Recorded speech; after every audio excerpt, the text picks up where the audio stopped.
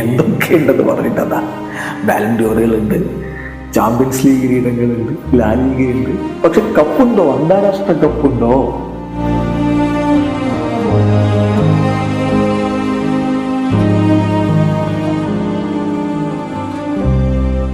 ഇനി അതൊന്ന് ചോദിച്ചേ, ഒന്നല്ല 4 അന്താരാഷ്ട്ര കിരീടങ്ങളാണ്. എണ്ണം പറഞ്ഞ 4 അന്താരാഷ്ട്ര കിരീടങ്ങളാണ് ലിയോ മെസ്സിക്ക് ഇപ്പോഴുള്ളത്.